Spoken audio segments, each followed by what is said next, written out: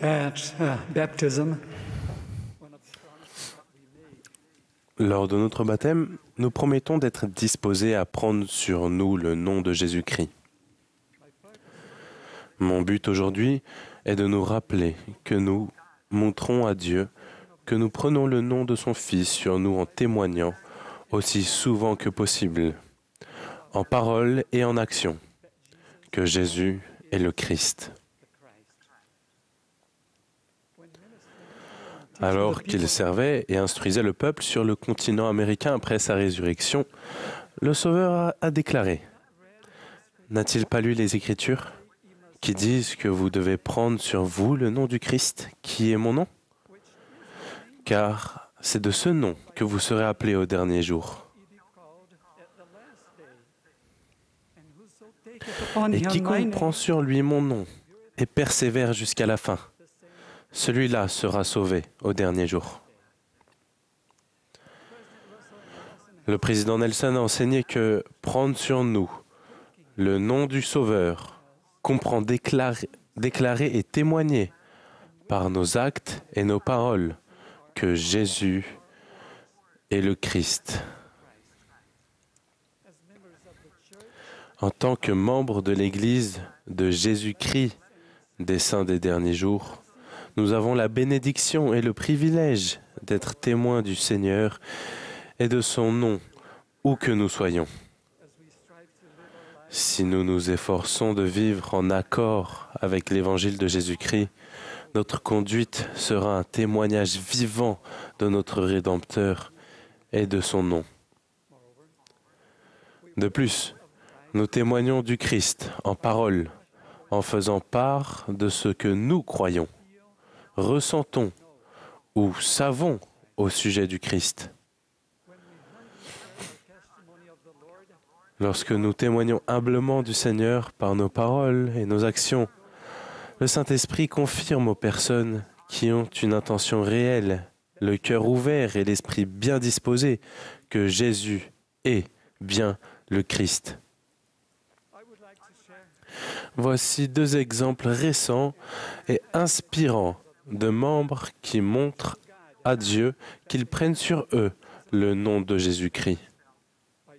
En parlant de lui et en rendant un témoignage pur du Seigneur durant les réunions de l'Église. Premier exemple, lorsque mon épouse Hélène et moi sommes allés en Espagne en 2022, nous avons assisté aux réunions dominicales dans une petite unité locale.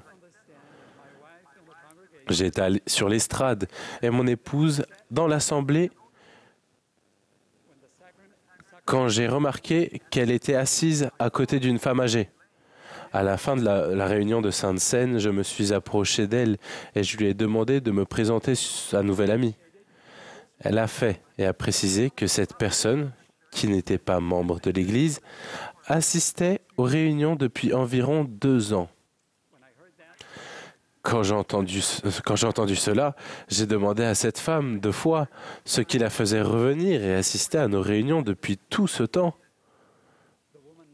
La femme a répondu avec amour. « J'aime venir ici parce que vous parlez de Jésus-Christ pendant vos réunions. » Il est évident que les membres de l'Église dans cette unité en Espagne parlaient du Christ, l'enseignaient et témoignaient de lui durant leurs réunions. Deuxième exemple. Après avoir servi dans l'interrégion du Brésil, j'ai été appelé au siège de l'Église. Quand nous avons déménagé à Salt Lake City à la fin du mois de juillet dernier, nous avons assisté aux réunions dominicales dans notre merveilleuse nouvelle paroisse. Une de ces réunions était une réunion de jeûne et de témoignage. Après avoir respectueusement pris la Sainte Seine, les membres se sont levés, l'un après l'autre, et ont rendu un témoignage sincère du Sauveur. La réunion était centrée sur Jésus-Christ et nous ressentions l'Esprit de manière palpable.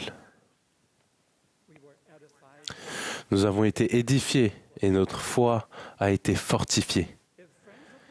Si des amis de l'Église cherchant honnêtement la vérité avaient assisté à cette réunion, ils auraient reconnu qu'il s'agissait de l'Église de Jésus-Christ. Quelle bénédiction de voir que nos réunions de l'Église sont des occasions privilégiées de témoigner du Christ et de montrer à Dieu que nous nous réjouissons de prendre le nom de son Fils sur nous. Je vais maintenant citer un exemple puissant de quelqu'un qui prend le nom de Jésus-Christ sur lui en témoignant de lui par ses actions. En août dernier, j'ai accompagné Jonathan Schmitz aux visites guidées du temple de Feather River à Yuba City en Californie. J'ai eu la bénédiction de servir de guide pour des groupes qui visitaient le temple.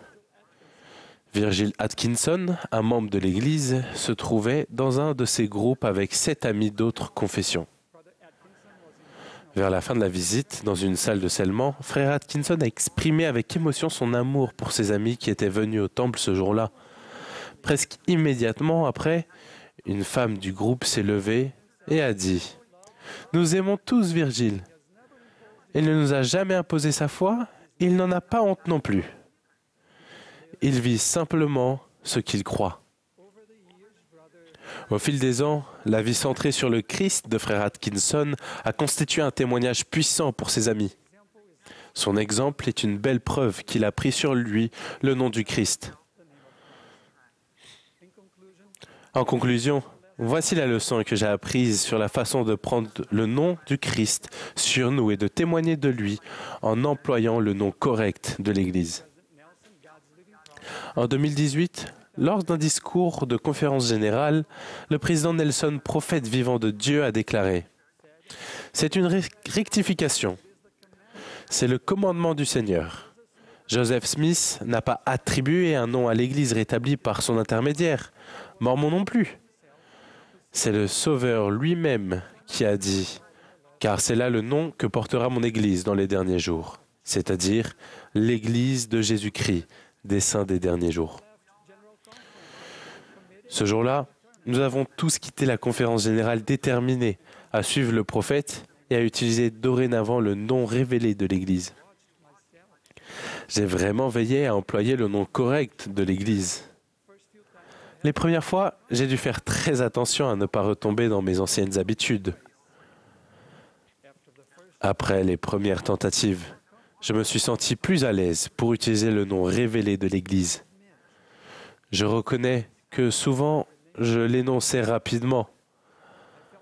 Je craignais que les gens ne fassent pas attention au nom complet de l'Église et qu'ils le trouvent un peu long. Cependant, j'ai réalisé plus tard que le fait de dire le nom complet de l'Église avec conviction me donnait des occasions précieuses de prononcer le nom de Jésus-Christ et de témoigner du Sauveur en mentionnant son nom dans le nom de l'Église, de son Église. J'ai également remarqué qu'en utilisant le nom correct de l'Église, je me souvenais plus souvent de Jésus-Christ et ressentais son influence dans ma vie. En suivant le prophète, nous pouvons tous apprendre à témoigner davantage de Jésus-Christ en utilisant le nom correct de l'Église, prenant ainsi plus pleinement le nom du Seigneur sur nous. En ce matin de sabbat, je témoigne avec joie que le président Nelson est le prophète vivant de Dieu et que l'Église de Jésus-Christ des saints des derniers jours est l'Église rétablie du Christ. Je témoigne humblement du Fils de Dieu et de sa divinité. Il est le premier-né de Dieu et son Fils unique, notre Sauveur et Rédempteur. Emmanuel, au nom de Jésus-Christ. Amen.